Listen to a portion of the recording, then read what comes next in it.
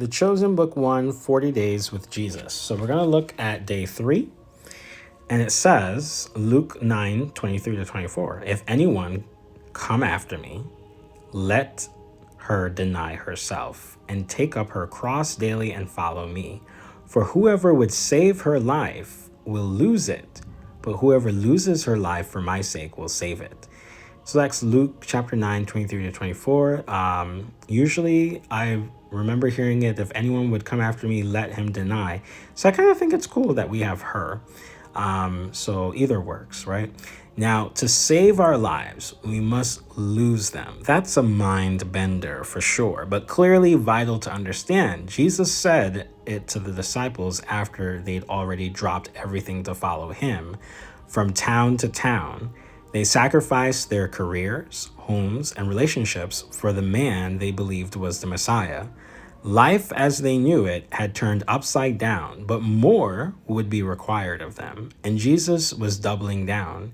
He knew what lay ahead. He knew he was leaving, and he knew they would become pillars of the early church, in charge of spreading the truth about salvation to the world.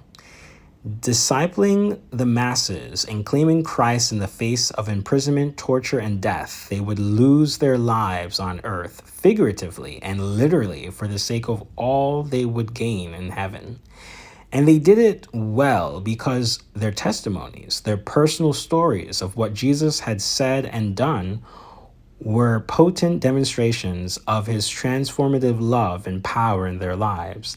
They shared the gospel with an unstoppable, contagious, relentless passion that, to be honest, seems kind of rare these days. How come?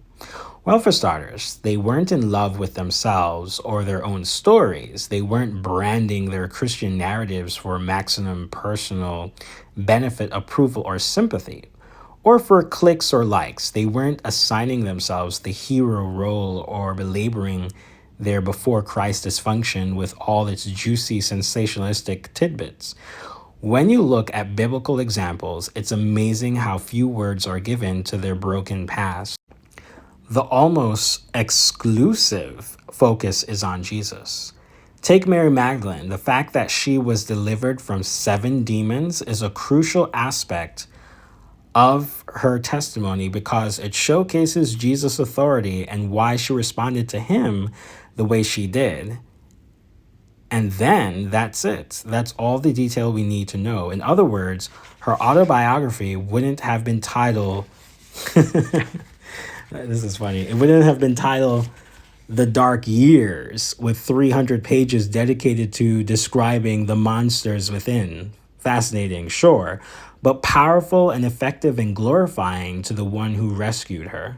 Not so much. There's a reason we meet Mary subsequent to her healing, because that's where the real story is.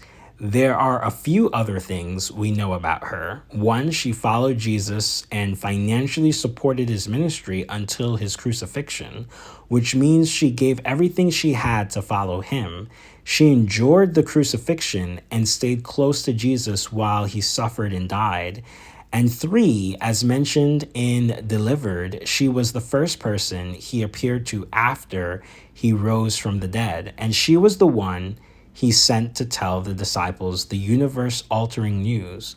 All because the old was gone and dead. Jesus had given her new life, which means that even if you've been a believer for all of 10 minutes, those minutes are entirely more relevant than the 24 or 80 years of darkness prior to your conversion. Reason being, we're called to represent Jesus and to die to the lives he saved us from. When we do that, and when he stays the hero of the story, our words and lives become real-time potent demonstrations of his transformative love and power. So the prayer focus, you should thank God for how he's transformed you, repent of any times you've represented Jesus poorly, and ask him to be part of how you tell your story. Moving forward, questions you should ask yourself. Do you find it difficult to share your testimony? Why or why not? Be real. Who or what do your words most represent? moving forward? What can you say that focuses more on the after Christ portion of your testimony than before Christ portion? This was really interesting, especially like because you do hear a lot of people who love to say the darkest parts of their life and what brought them to, you know, transforming their life and confessing Jesus as Lord and, you know, being a follower. So this is kind of, I would say, reminding you that the story is not really about you. It's about Jesus at the end of the day, and, you know, not taking away the glory from him. So yeah, it's sort of like, you know, that where people like they try to make everything about them and it's not really about them. So that's kind of like the lesson I'm getting here. I think that's really unique, very cool approach. It is the biblical approach, it seems. Not that there's anything wrong with knowing people's like full life story and stuff like that. And, you know, I think it has its place, obviously. So yeah, but I enjoyed this. I hope you did too.